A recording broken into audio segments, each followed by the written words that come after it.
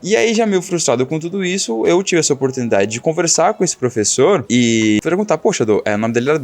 Por favor, me explica. Como é que veio a biologia e aí até chegar ao planejador financeiro? O que motivou essa transição? Quando eu conto essa história para as pessoas, ninguém nunca entende onde mudou tudo isso, o que aconteceu no meio do caminho para realmente eu acabar saindo da área de biológicas e entrando na parte de planejamento financeiro. Não vou nem falar que é exatos, porque esse é um outro ponto que a gente vai conversar, que planejamento financeiro não é realmente só número, é muito mais comportamental. Mas, voltando ao ponto, eu decidi fazer biologia na época do ensino médio ainda, eu não me arrependo nem um pouco do meu curso, gostei bastante, levo os conhecimentos que eu tive ao longo da vida, porque realmente biologia é entender a vida como um todo, não é somente a parte de animais, tanto que é muito comum na graduação a gente enxergar que as pessoas acabam trocando biologia por veterinária, porque ele lida mais com bicho e não com parte de ecossistema, com parte de insetos, com coisas em geral. Só que quando eu me formei, na graduação eles acabam ensinando muita gente a como seguir o caminho de mestrado, doutorado, a parte mais acadêmica, não que seja um problema, mas eu percebi que isso não era o que eu gostaria. No final, no último ano, eu percebi que não faz tanto sentido assim. E durante a graduação, foi quando começou a explodir, na época de 2018, 2019, ali começou a explodir, fica muito popular a questão de finanças pessoais, educação financeira, os grandes canais no YouTube. Então eu acabei entrando nessa onda e falei assim, pô, isso é legal. Mas,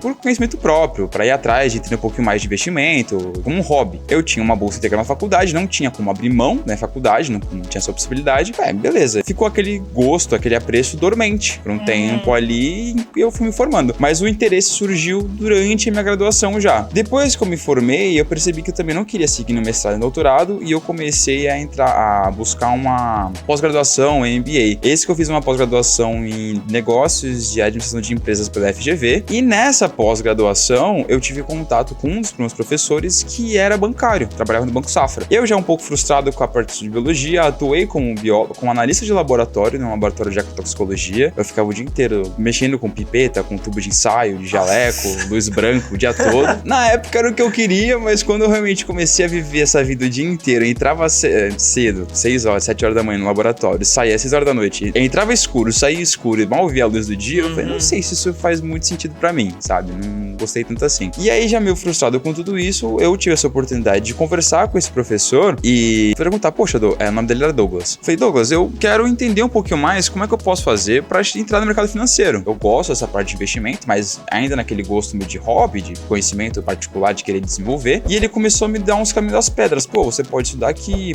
você pode tirar uma certificação tal pra começar a entender um pouquinho mais desse mundo. E aí que eu comecei realmente a entrar na parte do mercado financeiro, porque eu fui entrar atrás das certificações, CPA 10, CPA 20. Pra quem não sabe muito o que é cada... Para todos nós que não sabe. Para todos nós. Ele falou eu aqui, claro, não. Essas certificações do mercado financeiro, CPA 10, CPA 20, enfim, são certificações que o órgão regulamentador, a Anbima, ou seja, é um órgão que fica meio que fiscalizando como que os bancos de corretoras atuam na questão de ética e moral.